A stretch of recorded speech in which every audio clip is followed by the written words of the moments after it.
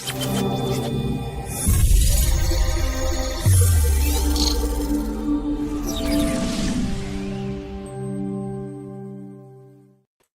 right, shout out to the fam. Appreciate y'all for being in the live, man. Much love to the fam. Welcome, welcome, welcome.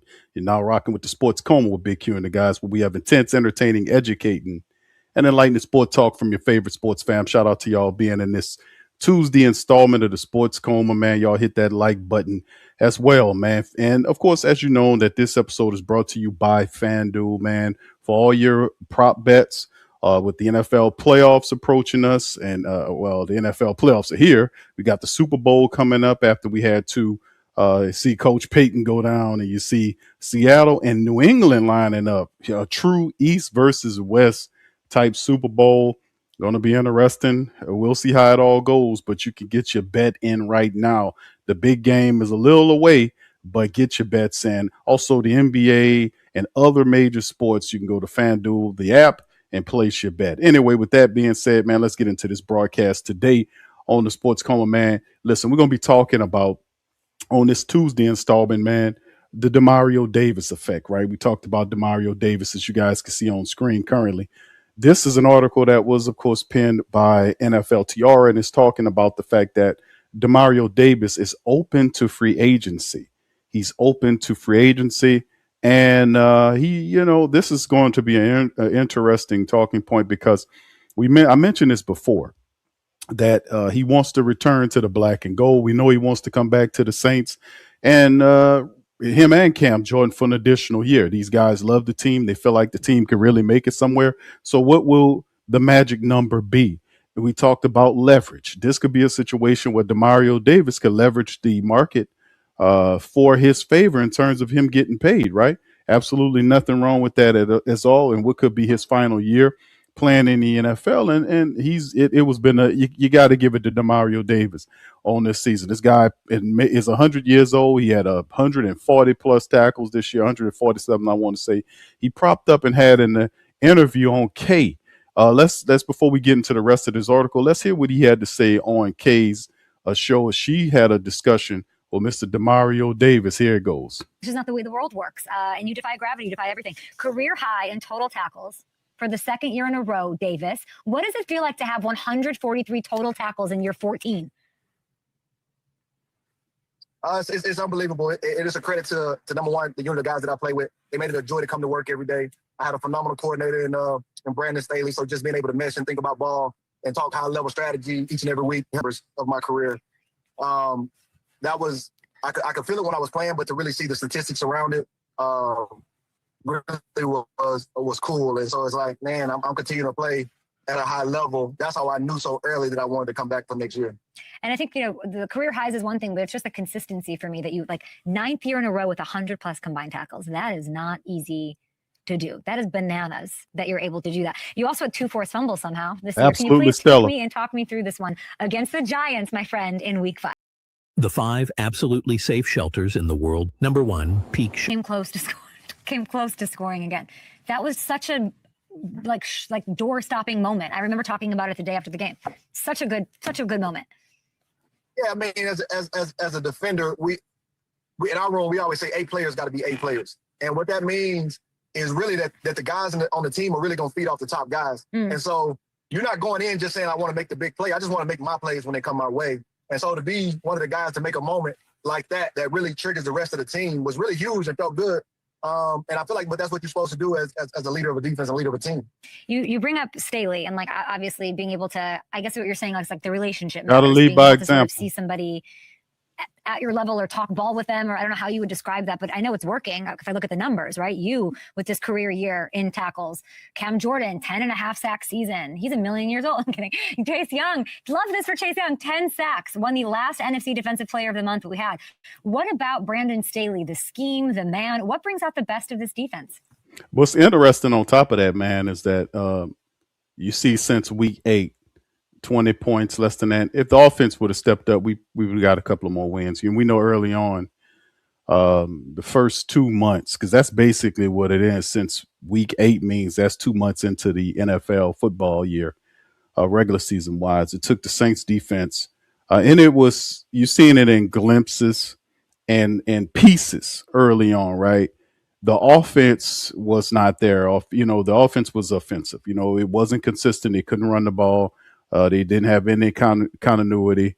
It was just very confusing. And of course, at some point, you realize within the first month or so worth of games, they're trying to implement what they learned during the the preseason, and it wasn't meshing well, not consistently. You've seen glimpses of it here and there. Guys were dropping passes, guys were missing tackles, guys were dropping interception balls. They were doing everything they wasn't supposed to do. And then as the season progressed and countless practices started added up, then you start seeing the impact, and it started to click in certain guys' heads on how to play. So Staley, he knew what, and this is the thing too, because it doesn't just happen by circumstance. Brandon Staley really needs to be given a lot of credit early on, right? When he first stepped in, we seen that it wasn't working. The Saints defense was not getting pressure. And we remember, because I'm doing the play-by-play games, and I remember saying to myself, man, this guy is going to have to send some linebackers in there or something. But what he was trying to do was get pressure with the front four guys, and they weren't getting home. Not only were they not getting home in the way that they were supposed to get home, they were also not defending the edges, allowing guys to gain ground on them there. So all of that over time eventually changed. We just wish that all of this fantastic stuff that we seeing on the screen, when you talk about since week 8, when you're holding them less than 20 points, and then points yards per game is 4th in the NFL, and yards per carry was 4th in the NFL, and then the third down rate that they held them to was 2nd in the NFL, that most of this would have came with wins. Learning faster. It was the difference. And of course, we just want, now that the season is over with in the past, we just need them to keep this and carry this into this year. And that's what we want to see done. So hopefully they can do that. Brandon is the man. He's the man. As you've been talking about, like talking on his level. I'm not even talking on his level. Huh? I mean, he is up there. I mean, and we talk all the time. So the whole playoffs, we've been having dialogue about the games. And number one, he has an appetite for greatness that's just unmatched. And he has a confidence and the skill sets that he's acquired. And he knows how to mobilize his guys. He knows how to bring the best out of the guys. He knows how to put them in position. He knows how to motivate them. That's why you see, Cam, having a big year this year where people thought he was dropping off, but he just needed a coach that put him in the right position. Chase Young, everybody just talked about potential. But this year he really showed the greatness. And it was just by having a coach who motivated him. And I think Staley sees the game more than most defensive coordinators probably seeing in today's game. Wow. If you look at what we were doing defensively, hold on, Demario, don't talk him up too much. Somebody gonna try to come and take him up. Slow down. Like, turn the film on and watch what I just gotta go. Doing. And this was what Demario talking him up. Who hadn't taken that many snaps. Demario, slow down, bro. Don't talk him up that much, bro. You might have somebody that might come and try to steal them from us, brother. We just slow down, bro, with the compliments. And bro. we're going against offenses that really have had their system flowing, 5-6 years. I mean, our first 8, 9 games through the Rams was a gauntlet. All the guys that we played were 100% were playoff teams. And I think when you look at the last round, all those guys we played this season. 100%. And then down the stretch, I wish the season didn't end when it did, because y'all really somehow turned a corner or something happened. Maybe Tyler got more comfortable. Like the way he ended the season, like the momentum. We just needed to learn faster. That's all. That's my estimation. It's just learning faster, because Demario Davis is a fantastic player. Period. It's just at points and times. You have the instinct from the family the base, the support base that makes this stuff all go. They want to see more than just talk. Enough of that. It's been 5 years without us getting to the playoffs. And I love these stats. I really do. But, we knew the schedule, what the damn schedule was going to be, but 3-4 damn months before it came out. We knew who was going to be a tough team to deal with. We know they're always the repeat guys that play football in a difficult manner. We know we're going to see teams like the Rams and the Niners. Those guys play some difficult football. We know that, so what I'm saying is, at the end of the day, I don't care about the gauntlet. I'm ready for the damn gauntlet. That lets me know my team is prepared to ball out. I want to see us against the best teams in the NFL. That means that we're ready for the next step, whether it's going against Buffalo, whether it's going against the Rams, whether it's going against whomever, Denver, whatever. We need to take it to these guys, the bottom line. And of course, like I said, the defense was ahead of the offense. We seen that all up and down training camp and preseason. Y'all know it. Y'all seen it. When Coach Staley went out and got Chris Rump II, Jonah Williams, Bullard, when he went out and got guys like that and brought them onto the team, I was like, this guy just keep adding people because he knew those men. He knew those men would fit in with what he was doing here. And guys like Divine Gacho, we thought that would have a major impact. Those guys fell back. Nate Shepard stepped up. Brian Bresee was doing his thing. And we had guys like Bullard and Jonah Williams and Chris Rump II and all those guys stepping up and handling business. Then you talk about Chase Young excelling after missing, 5 games? And Chase Young steps in there and still gets 10 sacks. Cam finished the year with 10.5 sacks. That is definitely credit to them as a whole, like Cam not getting worn out. Remember, they had the defensive rotations because you'll see Chris Rump in there. You see Jonah Williams. They had a mean circulation and rotation of players that will come in and guys will be fresh. Like you even seen it with Pete Werner. The rotations impacted Pete Werner, who's usually a player that has difficulty staying healthy. But Pete Werner was healthy last year. That's because he was mixed in with Danny Stutzman. Stutzman had 50-something tackles. Pete still had like 70-something tackles, and Pete still played. He looked good in that role. But Demario Davis is well-conditioned. Cam Jordan is well-conditioned. And now you see Chase Young, who just needed a big brother like Cam and Demario to teach him how to condition his body. And then you seen him explode and have some really good pop ball in there. So at the end of the day, yeah, we understand the gauntlet, man. I understand the gauntlet. I ain't afraid of the damn gauntlet. I want the damn gauntlet. That let me know that we ready for some big things in the city of New Orleans. Now, it didn't happen early on, but at the end of the day, guess what? We're in a position now that we need to take this into next year and continue this development overall. It feels like it's there with the Saints team. Yeah, it was a lot of momentum that finished the season, and it'll be incredible to see what type of offseason the organization has to continue that momentum. Right. Next season. Okay, well, let's talk about it because you're mentioning, as you're saying, this about Brandon good Staley, segue, your season is done. And you know what's coming, right? Brandon, let's talk some money. You guys are watching the playoffs together over text. You're checking in with each other. I imagine that's because he wants you to cook next year. He sounds like Brandon really needs you back next year, as do Saints fans, as do I. You're a free agent this year. I know you said you're coming back. Where are we in the process of making you a Saint in 2026? I'm coming back to the NFL. I'm coming back to the NFL. Okay. And I'll be smart man.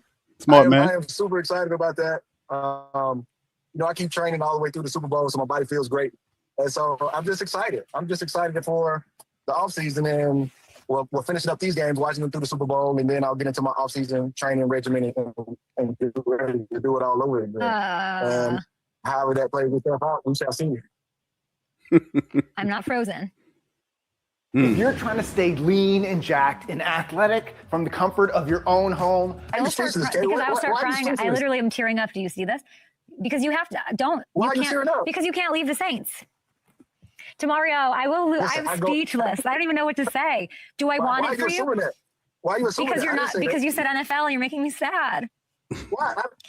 Katie, I work for the NFL. No, there's so few things I can depend on. You're right. Seeing you in New Orleans. Hold on. Let me stop it right there. He caught that. He works for the NFL. See, the thing is, the bottom line is, it's team all the way until his eye, and then his eye about the money. You get what I'm saying? You get what I'm getting at? Demario Davis does not. He worked in the NFL for an NFL team. So he say he works for the NFL, right? Now, this is obviously a ploy. Like, okay, the Who Dat Nation been compensating Demario Davis. He get broke off more money than he ever did get from some Jets and all that. We know when it's said and done, he ain't going in no Jets Hall of Fame. This is down here where he comes from, for the Black and Gold City.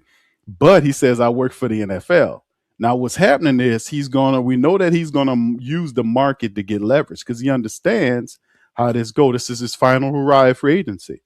So if the Saints want him, he's going to have to pay. But that speaks to the mindset of players. Like I said, some of these guys, like I said before, it's about this and here. It's about this and here, right? And then all this black and gold stuff comes second. But it's not the same with you. Anybody with the money, if the Saints don't match him and he gets paid, hell, the Falcons can pay him and he'll go over there for a year, right? If they offer him that much money and he goes, so we've seen this happen before with other players. Hell, we've seen other guys thinking they want to get paid what they want to get paid, and they don't. We've seen it with Bobby Hebert, Martin Anderson, Joe Horn. We've seen it all countless time over and over again, where guys would leave the Saints and go to rival teams or teams that's willing to pay him, because it is one of the situations where it is a thing where these are hired hitters. These are hired hitters. You won't seldom see a Cam Jordan, a guy that was drafted here and will finish here and would not dare think about going anywhere else. But nobody's talking to Demario Davis about coming back. He's already thrown it out there. He's been saying this toward the back end of the season that he wants to come back. He said it after Cam said it, and both Cam wants to come back. But as it stands right now, Mickey Loomis it didn't negotiate with anybody except for Chris Olave. And based on what they're saying, word on the street is that hadn't moved at all. They're still there. There was no discussion, because really you could have tabled the Chris Olave talks, right, to a degree. If you weren't getting anywhere there, you could have tabled that and then had a discussion with Alontae Taylor, right? But if you that comfortable in your own skin, I'm talking about the Saints now. If they're that comfortable in their skin where they're saying we're going to let the market dictate the value, then you must be good with that. Everybody, the whole entire Saints brass knew that Demario Davis, Cam Jordan, Alontae Taylor were coming up on contract ending time. Each one of these guys at some point inside. Now, they've been saying to you as of recent, hey, man, I want to come back. But you don't think they were telling the brass that before they told you that? They don't tell you nothing before they tell the brass. You get what I'm talking about? It won't be a big surprise. They'd have these discussions in-house before they get out-house is what I'm saying. But Demario Davis is a smart man. He's going to leverage the market to get his value. Now, if there's a guy that comes in or a team that comes in that wants Demario Davis for 1 year because they believe he could be the missing piece to get them over the hill, then that could be the thing. But I understand this thing. That's why I be telling y'all, don't get all invested in these players, because they're hitters. At the end of the day, they'll go where the money tell them to go. You can't be mad at them about that. Just got to understand the game. More than Cam. Cam go, like Cam go. I always say to have Cam go. I mean, Seattle. So is Seattle interesting to you? What's interesting to you? What's a priority for you in free agency? And by the way, money. I know I'm being a little baby here, but you deserve to be wined and dined. You deserved all of the things, and all New Orleans fans would back you in whatever your next chapter would look like. As long as he don't go to the Falcons, I don't give a damn what you're talking about. I think what as I'm watching these playoff games, and Brandon and I kind of talk about this a lot, is I'm looking at some of these defenses, and we live in an offensive, really loaded game. The game is slanted sometimes seemingly towards the offense, but really these offensive coordinators are minds, and you really have to get inside the matrix to understand what they're doing to really defend it well. And that's what we were able to do. The film, think, brother. Like I saw what Brandon was throwing up for us, and why he was throwing up for us. And I think a lot of the defenses are just one good player away from taking that next step as a defense. Some of these end of the game drives, they just shouldn't be happening to these defenses. But you really need that. You really need that general in the middle that can see that. And some of these guys, they have young players, and so some of these defenses just need a guy that can help their young guys take that next step. How does a Kool-Aid McKinstry take that next step? How does an Alontae Taylor go from good to being great? How does a Chase Young, being a borderline potential good guy, go to being a superstar, a dominant player in this league? But they have to have a veteran that helps them take that next step. And I think that's what I'm noticing on a lot of these defenses. They don't have that. And so that's what's motivating for me, is that's why I think I bring the most value, is not only being what I am in the middle, but helping those younger guys take that next step, because it's a relational thing and not everybody has that. And so I think you just know your superpower. And, when everybody may need your service, but somebody may need your service more. And so that's how I kind of look at it. And you remember the old Sanford Son episodes when you had Smitty and Hopkins? And Smitty would say stuff. I mean, not Smitty, Hopkins or Swinehauser. Before there was Hopkins, Hoppy. There, for my Sanford and Son people out there was Officer Swinehauser, who was the first partner of Smitty, who y'all, my Sanford and Son people know what I'm talking about. He used to say stuff like he'll say, if Fred Sanford house got broken into, he'll call the police code and then he'll read the code down and then speak it in the jargon that's familiar to how law enforcement officers would speak. So Fred and Lamont would look at Swinehauser and be just totally confused and then just look away to him, to Smitty, and Smitty says, "You're sitting on a gold mine." You see what I'm saying? He would translate the jargon. So allow me to be Smitty for what Demario said. That's basically saying I'm going to leverage this final year. I got one more year left in free agency. I'm going to use this outstanding year, 147 tackles at age whatever, in year whatever, to get me one final payday. I'm not going to go out like that because I still feel I got something to offer. So if they got a team out there, there's a few people out there, and he already directed his agent to do that. And remember, he's within his rights to do that. He's not under contract, and the Saints still owe him a ton of dead money. So Demario Davis can go out there, but guess what? The Saints do have an insurance plan for that. They still have Danny Stutzman, and they do have Pete Werner. So if the money gets beyond what the Saints are willing to give, and remember, this is not a foregone conclusion with Mickey Loomis. There are going to be moves that both you and me do not agree with. Now, do I want Demario Davis and Cam Jordan back? Yes, at the proper price. Yes. Why at the proper price, Q? Because at the end of the day, I'm gonna have these guys here. We still got a ton of dead money that we got to pay these guys, but I do not want signing them back to be a encumbrance to what the future holds. We still have to draft like they're not here, right? Like if you bring Cam Jordan and Demario back for 1 year, you still have to draft like they're not here. You still have to go and get you a defensive end edge rusher. You just have a mentor to teach him with Cam. You still have to go out and eventually down the line get you a linebacker candidate to kind of fortify the defense, down the line in the draft. I think the Saints will go into the draft with the best man approach because I think they're going to chop down all this stuff and eventually hit free agency head on and be like, in free agency, they're going to chop down a lot of the needs that they have, including the offensive line, the left guard position, getting another tackle and the guard. It might be 2 or 3 offensive linemen the Saints get. I can see them adding a veteran wide receiver. I can see them adding a veteran tight end to the mix. I can see them doing that. I can see them bringing back Audric Estime. I can see them taking a run at a Tyler Algieri, or some of these other fantastic backs that's in the free agency class. I can see them seeing about maybe talking to a cornerback on the market. You see what I'm saying? Or an interior defensive lineman, bringing back some of the guys that we're familiar with. So at the end of the day, I can see the Saints addressing several needs and then hitting the draft, picking the best player available according to the Saints big board. I can see that because when you hit free agency and you address those needs to improve that team, then you go into the draft and you just go down the line and pick up the best talent. That is a solid draft. That means I'm getting the best talent, bam, no matter what spot they are, because that ends up making my team better in the end, as opposed to me have to reach, because that's when you get in trouble. You get in trouble when you have to go out and then reach for talent and then they don't develop as fast as you want. You get what I'm saying? When you get talent and guys can play, you'll find a place for them on your team as opposed to reaching and grabbing. That's when we get in trouble.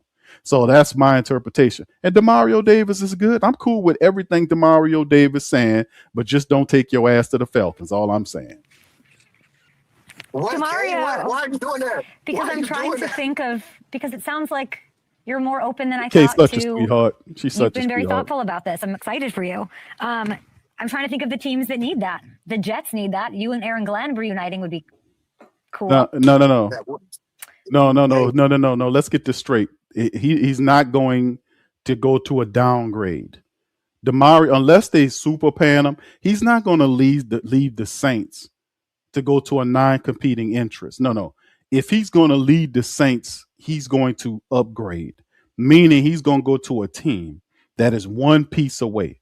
And this is what we talking about. He mentioned it. So the Jets are off the table. He's not going to pew the Jets, but at the end of the day, what I'm saying is it has to be a team that feels like it's one solid veteran away from contending. Who's that team in y'all mind? Y'all put it in the chat. Hit that like button. Rams. And Seattle has a lot of cap space. Sean Alexander might have been right, huh?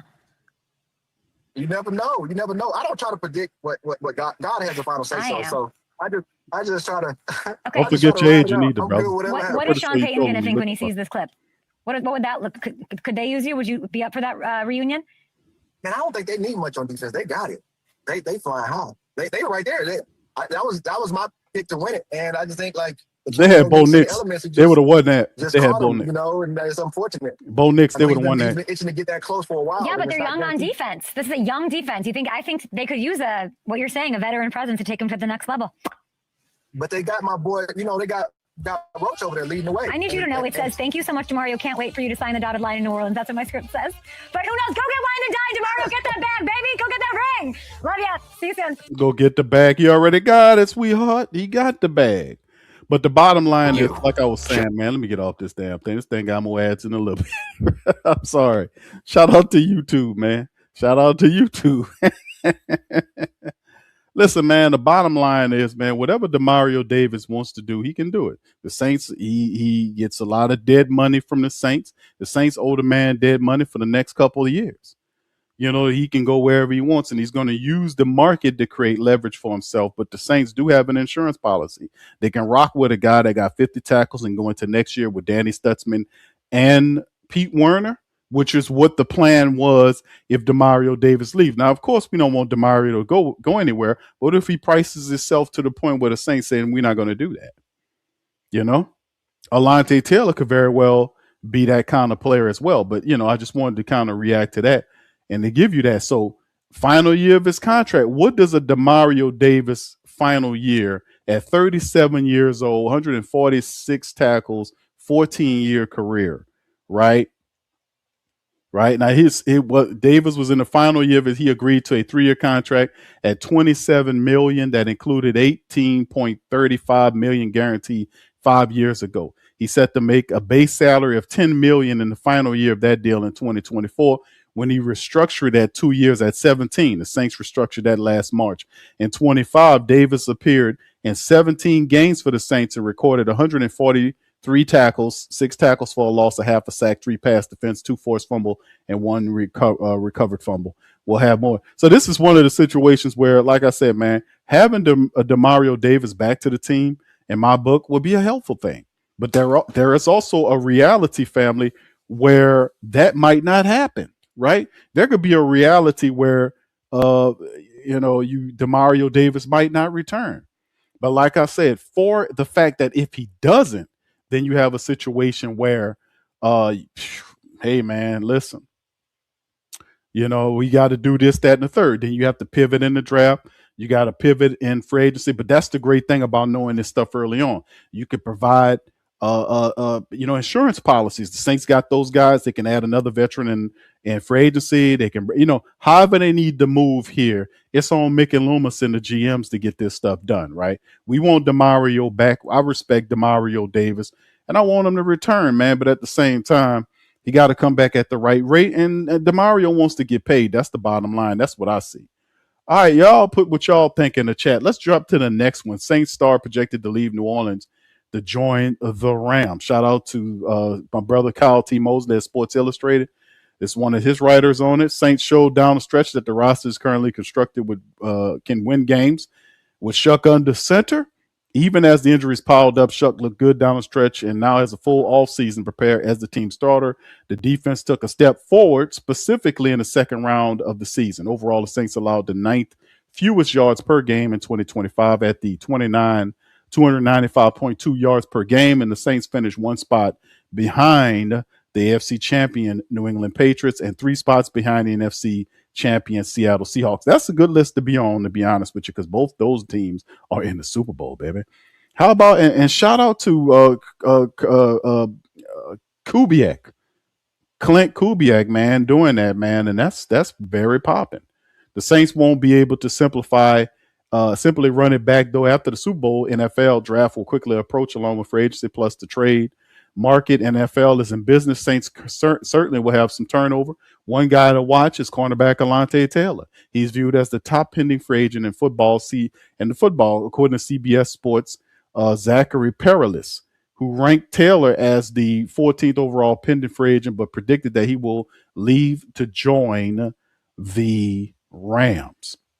Now, what are you talking about? We're talking about this is here as CBS peaked this list and put this together as, and like I mentioned, the top 50 free agents involved. And then also to give y'all some backdrop, they talk about George Pickens is one, Trey Hendrickson is predicted to go to the Ravens. They saying Pickens goes back to the Cowboys, Daniel Jones back to the Colts, Jalen Phillips is the Titans. You see the rest of these guys, see Alec Pierce, the Commanders, Rasheed Walker to the Cardinals, Aaron Rodgers into retirement, even though we've seen Mike McCarthy is the new head coach of the Pittsburgh Steelers, who came out today and said he wouldn't mind having Aaron Rodgers to come back. And we know that there's a Green Bay connection where Coach McCarthy won a championship in Green Bay, and Aaron Rodgers was a terrific quarterback up there in Green Bay as well. So that is also something to kind of keep a lookout on. You can see a couple of these other guys.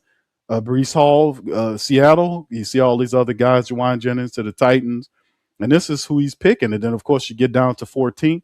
You see Alontae Taylor to the Rams. Taylor had the best year as a pro in 2025. The Rams have a clear need at the cornerback position. Whether they address it in free agency or the draft remains to be determined. But in this projection, they now have one of the top free agents available. Other suitors outside the Saints is the Dolphins and the Titans. But if you scroll up this list, they have other defensive backs like Tariq Woolen, who's above Alontae Taylor. And I think he is the highest rated defensive back on the board outside of Alontae. And a lot of people, what I'm, looking at and seeing is a lot of people are looking at Alontae Taylor as it might be priced out of the Saints' hands. But you know what? I love Alontae Taylor. I respect Alontae Taylor. If the Saints don't bring Alontae Taylor back, we got to address the need in the draft. Or hell, we do it in free agency. But the Saints are at a wonderful spot in the draft where they can get talent wherever they need it to be quite honest with you. So the Saints need to find a way to retain Taylor. Well, number 14, Alontae Taylor at his best year. So what does it look like? 27 years old, 2 interceptions, 2 sacks, 11 pass defense, and held opposing quarterbacks to a 68.1 completion rate in 2025 on 95 or 94 attempts against him in coverage. Spotrac currently has Taylor projected market as just over $33 million across 3 seasons. To me, that's feasible. I said it on previous shows. I would spend $11 million for Alontae Taylor. I would spend $11 million on Alontae Taylor because I think then, of course, I would challenge Alontae Taylor to get them interceptions because Alontae dropped interceptions. He wasn't the best coverage guy, but when I pay you this money, I want you to become the best. That's the next level of this. Can not only just invest in it because he was paid for what he did in the past. What you're going to pay for Alontae Taylor going into the future, the next 3 or 4 years, depending on the contract length, is what is he going to do going forward? You already made your money from the past. Now going into the present, into the future, I want you to elevate to Pro Bowl status. I want you to get interceptions, and I want you to be a better cover cornerback. That's what I'm going to challenge you on in the next level if we retain your services. But $33 million over 3 seasons, I'm paying that for Alontae Taylor. I'm giving them that. This is just what I think. With the way that the 25 season ended, Saints should be ready to invest this offseason, includes finding a way to retain Taylor. The Saints are trending upwards. Losing a player like Taylor would be a step back. If the Saints could enter the year with Kool-Aid, Taylor, and Quincy Riley in place, still plus another piece, they could have a very good secondary. Well, we did have a good secondary, but I get having another extra corner would be special. But it comes down to whether the Saints can get a deal over the finish line in free agency. And let me tell you something. I think the Saints feel like that they can because they have market projections. They understand they're not out here gambling. They understand well and good about how much a player is going to be worth before they hit the market. That's how they make the destination to say whether or not I'm going to let this guy hit the market or not, right? We know this. Alontae Taylor, they did not talk about re-signing Alontae Taylor the entire year, and they knew going into 2025 that he would be a free agent. They knew that about Demario. They knew about Cam, like I said before. So allowing them to hit the market and the market to set the value, the Saints are comfortable with. But every now and again, you might get a team that is willing to give him more than what you want to accept, and they're willing to take that step. 11 million a year to me is cool. I'm also cool with 12 million a year. But I think anything north of 13, 14, 15 million a year, I'm going to go get Caleb Downs in the draft. I'm going to go get Masur Delaney in the draft. You see what I'm saying? I'm going to go and get somebody, a young guy that I could piece in the defense. Because if I'm at number 8 and that's my biggest need, of course, the Saints going to look at free agency and see if there are guys in there as well. But if I can't get Alontae at the price that and even giving him that much, 11 or 12 million dollars a year, and that's what 36 million over 3 years. If he's not good with that, then I'm cool. I go into the draft. I go get Downs. If not him, Masur Delaney, I got you. Whatever I got to do. But in the end, I think that'll be the step that I take on. But I want those guys back. But like I said, man, you might not be able to get these guys based on the fact that those agents get involved and they be talking to him. Hey, man, you can make a lot of money. And sometimes you do, sometimes you don't. It happened to Paulson Adebo. The Saints was interested in signing Paulson Adebo back. And guess what happened? At the end of the day, Paulson Adebo bucked and went on about his business to the Giants. The Giants gave that man $18 million a year. The Saints was not going to they was not going to match that. It wasn't going to happen. So anyway, the man ended up going his direction, and more power to him is all I can say, man. I ain't paying that kind of money for no Alontae Taylor. I mean, for no Paulson Adebo. He can go on with that BS. All righty, let's hit this one. I got 2 more stories that I'm going to share with you guys here. Shout out to NOLA.com. Saints often use the Senior Bowl to take advantage. How can they do that this year? To look at the Senior Bowl that's coming up in Mobile, Alabama. Shout out to Mobile. The Saints have a long history of drafting players they scout at the Senior Bowl. Last year, Hall included Tyler Shuck, Quincy Riley, Devin Neal, Matavo. This year, they yielded tackle Tali Fuaga, quarterback Spencer Rattler, and linebacker Jalen Ford. New Orleans class in 23 and 2022 are netted several Senior Bowl participants. Chances are the Saints will dip back into the well again this year, which makes this week of Senior Bowl practice all the more important. Here are the Saints-related Senior Bowl questions. As practices for all-star outing beginning on Tuesday today in the Senior Bowl, what advantages will the coaching of the American team provide? Kellen Moore's offensive staff is well represented with running backs coach Joel Thomas serving as the head coach of the American team, right? So it's good having him there. And several other assistants taking on other important roles that allow the Saints coaches to get a close look at an intriguing group of prospects that include Florida State defensive tackle Carl Banks, Ohio State cornerback Davison Igbonusun. I hope I'm getting that right. I'm sorry if I didn't. I'm kind of bad with the names. USC wide receiver Jacoby Lane. And of that trio, Banks seems as a potential first rounder. New Orleans doesn't have a strong need at the position. But Igbonusun, who's 6'2", 193-pound corner, could be an interesting day 2 prospect if Alontae leaves in free agency. After Lane, who's 6'4", jump ball catching specialist, was give the Saints a shiny new red zone target. Regardless, they go online now. Look at my shiny glasses here online now. Regardless, the Saints are coming off their best draft class in years, and getting a detailed look at an entire team of prospects should help their evaluations this season. Right? Which skilled players? This picture is from back in 20. People say, "Q, did they bring a Fontenot back?" No, this is from 2015. But could this be some foreshadowing? Which skilled players are potential targets for the Shuckster? Well, the Saints are projected to have 8 draft picks in April. When factoring in the compensatory pick they likely will receive for Paulson Adebo's departure in free agency last spring, this gives them an ample opportunity to find playmakers to help Shuck, who's coming off an electric rookie season at the quarterback position. The Senior Bowl won't have regarded prospects such as Ohio State wide receiver Cornell Tate or Notre Dame running back Jeremiah Love. But there are opportunities for others to boost their stock. Specifically, several draft analysts have remarked that there isn't a clear-cut RB2 in this year's draft behind Love. Perhaps that opens the door for someone like Penn State Nick Singleton. Love that kid.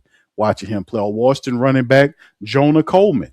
At wide receiver, ESPN named Missouri's Kevin Coleman, who's 5'11", 174, as a potential sleeper. Right? How good is this class for D linemen? Unfortunately, Reuben Bain and Texas Tech David Bailey are no longer expected to attend the bowl after previously committing to it. Despite the lack of star power, this year's defensive line class is arguably deep. The Saints could use another edge rusher, even though Chase Young and Cam Jordan each recorded double-digit sacks. Miami's Akeem Masiter and Clemson's T.J. Parker and Alabama's L.T. Overton are among those worth watching in Mobile. Will any other Saints news break in Mobile? And like last year, the Saints don't have to worry about conducting a head coaching search during the Senior Bowl. The year before that, New Orleans was in the midst of an offensive coordinator search. Despite no large issues overshadowing this year's events, there are several unanswered questions surrounding this offseason. Will the Saints bring back Demario Davis and Cam Jordan? Will Taysom Hill retire? How aggressive will the Saints be in free agency? This won't provide it won't provide all those answers, but with the teams gathered in Mobile, there could be enough exchanging of information for the rumor mill to churn. With the questions about will the Saints bring Demario Davis and Cam Jordan back, time will tell. Time will tell and money will tell. Cam is not look like he's leveraging the market to come back. Cam wants a contract. Demario is going to leverage the market. Taysom Hill, in my opinion, will retire. How aggressive the Saints will be in free agent? I think they will be aggressive in free agency. I think the Saints will hit free agency and they'll go and get some guys in holes where they feel like they need. If you go and pay for a veteran, I think that helps out the Saints. Like instead of drafting a young offensive lineman, we got the 2 tackles. We did well there. But what if the Saints opted going and spend some money on a really talented left guard, right? And patch him in there amongst these 2 talented guys next to the likes of guys like Eric McCoy, and then of course some depth competition for Ruiz on that other side. There could be a couple of offensive linemen the Saints retrieve and bring to the team. It could very well work, right? Could very well work. So we'll see how it all approaches. But see, this is the wondrousness of this upcoming season is the fact that there's not too many questions to either be kind of flaunted or worried about. The Saints, a lot of what the Saints have had is actually pretty good. Just to be honest with you, we actually doing all right. All right, so anyway, let's do this, man. We're going to get this last little bit of article right here from the NFL TR, and it's saying the Bills promoted our former guy, offensive coordinator Joe Brady, to head coach. Did y'all know that? According to Ian Rappaport now, the Bills are promoting Joe Brady to head coach, succeeding Sean McDermott. Now, listen, when they fired him, there was a rumor mill. Guys in the barbershop was talking about this. So this wasn't really something that was really, hey, man, listen, this is going to be a surprise. No, there was guys out when we was in the barbershop saying, man, if McDermott doesn't make it, they're going to fire him and just promote Joe Brady to the QB position. Why? Because Joe Brady and Josh Allen are super cool. Don't think for a second that Josh Allen ain't like nudging the owner like, hey, man, listen, Joe Brady. Because can Joe Brady get Josh Allen to the next level, right? He's been offensive coordinator for well, but now that he's the guy running the team, can he get him to that next step? Because a lot of people blaming McDermott, they blaming the wide receivers, they blaming all these other people, but the blame ain't on Josh Allen. He did not have Lamar Jackson. He didn't have Patrick Mahomes. He didn't have nobody standing in his way to stop him this time, and he still got stopped. You see, so in the end, sooner or later, the blame or the hammer going to fall on his head. He's not going to escape this. He has to take the blame for how he played. He didn't play as well as he was supposed to, and they're throwing him interceptions, and that's not on McDermott. That's on him. But McDermott got put in the street, and I think McDermott's a hell of a coach. And McDermott will find another job. Maybe Arizona could be a good spot if he still wants to coach. I'm hearing that he is. I would love for Sean McDermott to go to Cleveland. You talking about building up stability? If Cleveland has half a brain, they need to hire Sean McDermott. When Buffalo cut him loose, they should have been on the phone because Cleveland still don't have a coach right now. They need to be on the phone with Sean McDermott. So whoever has him or whatever his name is, he needs to be on the phone with Sean McDermott and bring him in as a head coach. You're talking about a guy that'll build a winning culture, that won't go for all that foolishness, will build up that offense. You better turn it over to McDermott. But anyway, getting the most out of QB Josh Allen was a big priority for Buffalo in this search, and Brady's work and relationship with Allen the past couple of years likely loomed large in the decision-making process. Joe Brady came out of LSU, went to the Saints, and has been on a skyrocket to the moon ever since, right? How long has it been since 5-6 years it took for him to become a head coach of a team? This guy finally a head coach of a team. That is unbelievable. Well, ain't unbelievable. It happens, man. We got guys like Flores and the rest of these guys. They can't seem to catch a break. But man, but Joe Brady, man, messing with the Coach Payton tree, what he did down in LSU, that is just puts him on a skyrocket. Now he's a head coach. Congratulations to Brady, though. So anyway, his work, his past relationship with Allen past a couple of years, like the large loom in the decision-making process. Josh Allen told the general manager, hey, man, of course he did. Former Giants head coach Brian DeBoer, who was also the Bills play caller when Allen broke out as a player, and the Broncos QB coach Davis Webb, a close friend of Allen, were among the Bill considerations. Brady, just 36 years old, began his coaching career back in 2013. So it took this man less than 10 years to become an NFL coach. 8 years? William Mary as a linebackers coach. Wow. He became a graduate assistant at Penn State, spent 2 years with the Saints as an offensive assistant, was hired as a passing game coordinator, wide receiver coach in 2019, left for a year to become the Panthers coordinator, was fired before the second season. Bills hired him as a QB coach in 2022 and promoted him to offensive coordinator when Ken Dorsey was shown the door a few years later. In 2025, the Bills offense ranked number 4th in total yards, number 4 in point scores, number 1 in rushing offense, and he has some good accolades. So Joe Brady takes the step. He's now the coach of the Buffalo Bills, and how does this then turn around and help them? We shall see. But congratulations to Joe Brady. I think he is a fantastic coach, man. A young, exciting coach, and that offense should be on fire for the Buffalo Bills. Let's talk about this one, man, because this is another one to kind of talk about here. Is Browns QB Shedeur Sanders added as a Pro Bowl replacement in the Pro Bowl, right? He was kind of called in. Jordan Schultz mentioned this, and he talked about this, the fact that this is official. That the Browns QB Shedeur Sanders has been added to the Pro Bowl as a replacement. Drake May was originally named to the Pro Bowl, but won't play with New England advancing to the Super Bowl. Sanders was a 2-year starter at Jackson State before transferring to Colorado, following his father and coach, former NFL star Deion Sanders. He started 2 years at Colorado before declaring for the 2025 draft. The Browns traded up to select Sanders. With the 144th overall pick in the 5th round, he was projected to sign a 4-year, $4.646 million rookie contract that included 447 plus signing bonus. So in 2025, Sanders appeared in 8 games, completed just 56.6% of his passes for 1,400 yards, 7 touchdowns against 10 picks, and rushed for 169 yards on 21 attempts. How did he get it? And listen, I'm happy for Shedeur Sanders, but how in the hell did he get it? Now, listen, there were several other people that they could have pivoted to for a Pro Bowl bid now. A Pro Bowl bid. Well, with this type of thing going on, if Shedeur Sanders can be in a Pro Bowl with those stats, then I know that Tyler Shuck is going to win the NFL Rookie of the Year. All right. I'm just putting it all together for you. But hey, man, listen, shout out to Shedeur. I'm just like, damn, now this was a shot from left field. I did not expect this to happen. Let's just be honest and real and drill all at the same time. I wasn't expecting to see none of this happening. Now, I guess this is a little makeup for what happened early in the process, where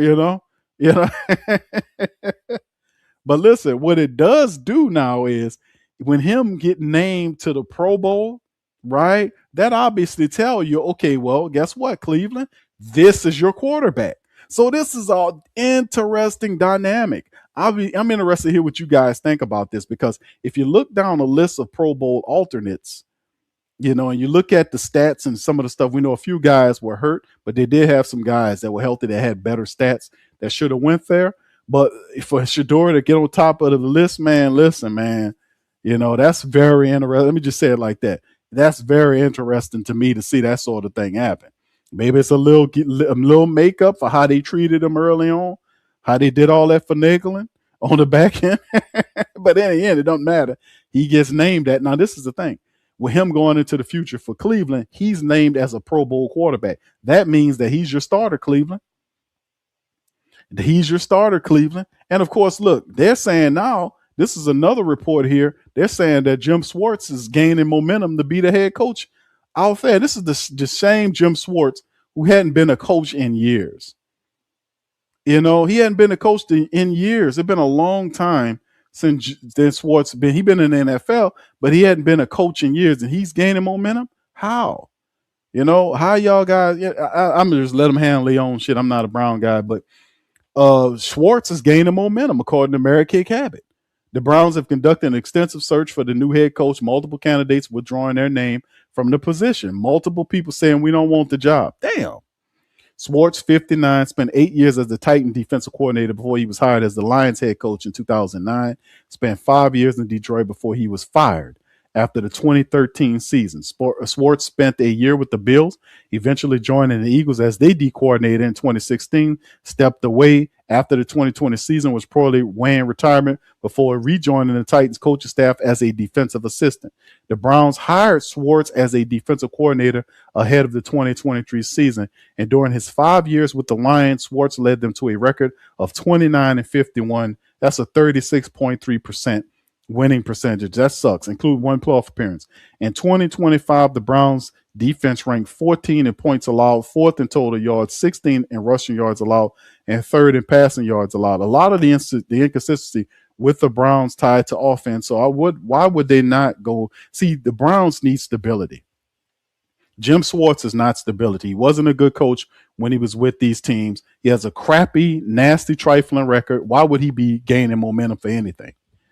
You know what I'm saying? I mean, where are and like they said, they're saying that several candidates withdrew their name. Multiple See, nobody wants a part of this job, right? That's terrible, man. I would have to do some more research right quick. All right, hold on. Y'all gonna have to be patient with me. All right, Browns candidates, coaching candidate. I have to look up who the guys.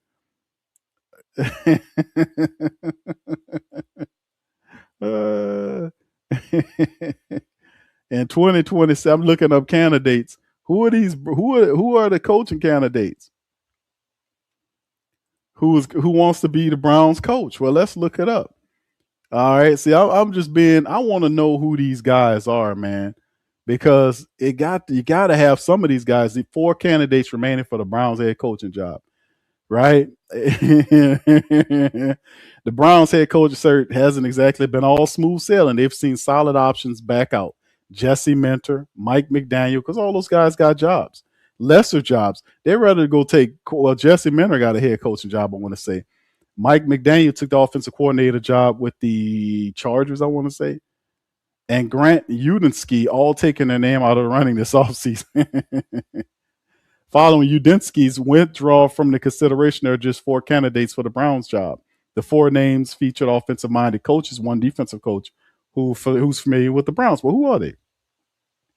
Remaining Cleveland candidates: defensive coordinator Jim Schwartz, Rams passing game coordinator Nate Schilhace, Commanders run game coordinator Anthony Lynn, former Ravens offensive coordinator Todd Monken. What's up with those names, right? We know Todd Monken ain't super terrific, but at the end of the day, he's better than what Schwartz is going to do. You need an offensive-minded guy who has some tough defensive principles, not a defensive guy, right? So what's the passing game coordinator for the Rams would be kind of, that would kind of galvanize the offense, but you got a quarterback. Now you got a Pro Bowler, right? So Anthony Lynn, why not Anthony Lynn? I don't understand. Why would you go with Schwartz? Well, Anthony Lynn is a defensive guy. listen, Anthony Lynn would be a former Dolphin guy. Anthony Lynn was in the site. Why not hire Browns? Why not hire Anthony Lynn as your head coach? Why not go in that direction? Why not do that? Why go back to Schwartz, Jim Schwartz, who had a record of, what is it again? 29 and 51? Why? Why are you guys doing that? So you get rid of this other guy and then bring in Schwartz, who hadn't coached in years, man. He hadn't been a head coach in years. It ain't like it ain't like this guy won a Super Bowl. You know, if it was like a Mike McCarthy, like the guy wants to coach, he stepped away for a year. So he's fresh, he's ready to go. Plus, he has a Super Bowl on his resume, regardless of if you like Mike McCarthy or not. He's been to the promised land and won. That's more than what some of these other guys could say, right? So he knows what it takes to get to the promised land. I don't understand what's the deal with Schwartz. If Anthony Lynn is there, I would consider Anthony Lynn. Hell, I would. I think Anthony Lynn wouldn't be a bad choice. But Schwartz, to me, I just don't know. Schwartz hadn't done a damn thing to be considered. I guess that's why they called the Browns. We got to give the Browns an emoji, man. We got to get the Browns one of the poop emojis and let them put that on the side of their helmet. That'll be the new Brown logo. No disrespect to the Brownies out there, man, but man, how could y'all be going for this, man? I know people can't be excited about Jim Schwartz as a guy that possibly could be the guy. Nate Shieldhouse of the Rams might be the most high upside option of the bunch. The Rams offense has been one of the best over the last few years, and bringing in someone who has tied to such a great unit is appealing. He's young as well. If he hits in Cleveland, the Browns might have their own version of Sean McVay. While it might not be likely, it's a chance worth taking. And that's another point. I would take the young man too. I would take Nate Shieldhouse over Schwartz. Why? Because, like the man said, he's bringing a piece of Sean McVay's offense. Could you imagine Sean McVay's offense ran by Shedeur Sanders and they get pieces around them? They have a decent offensive line. They got a few pieces here or there. You just need to add around it. And to have some of Sean McVay's offense in Cleveland with that defense, man, you could challenge in the NFC South. You can not in the AFC South. You can challenge in the AFC South. Is it the South? It's the North. I'm sorry, the North. The AFC North. Cincinnati, isn't that the North? And yes, Cincinnati. What is it? Cleveland, Cincinnati, Pittsburgh, and I'm missing somebody. Shit, I forgot. Cleveland. There you go. Cleveland, Cincinnati, Pittsburgh, and the other team. There you go. Shit, hell on it. Ain't my squads. But the bottom line is this, man. They have to and matter of fact, all of them got new coaches, didn't they? Baltimore. That's what I'm thinking. Baltimore. Cleveland, Cincy, Baltimore, and Pittsburgh. It took me a little minute there. But in the end, all of them that's getting new coaches. Baltimore don't have a coach yet. Pittsburgh got McCarthy. Baltimore doesn't have a coach. Cincy kept their coach. Cleveland get Nate Shieldhouse or Anthony Lynn. Either one of those guys do not stay with Schwartz. You won't get in. You'll be back in this position in 3 years from now looking to fire that guy. I'm telling you. Don't do it. You go and get Shieldhouse. At least he can bring some offense to help get you going. Your defense is all right. You need a few pieces here or there. I would be cool with that. I would be cool with Shieldhouse. I would be cool with Anthony Lynn. I'm cool with those, just not Schwartz. Do not let Schwartz do it. He's gonna screw it up. Anyway, with that being said, man, look, I'm gonna cut out on that. I appreciate y'all for being in the stream. Y'all do me a service by hitting the like button, hitting the subscribe button. By all means, feel free to share the show on social media feed. We in this thing, Big Q, representing the mighty Who Dat Nation. And remember, we also are sponsored by FanDuel, man. For all your bets, NFL, NBA, UFC, whatever, go to FanDuel on the app. Prop bets, all of that. The lines are available, man. You can check out the lines. All that's available on FanDuel. So with that being said, shout out to our Patreon members and our YouTube champions.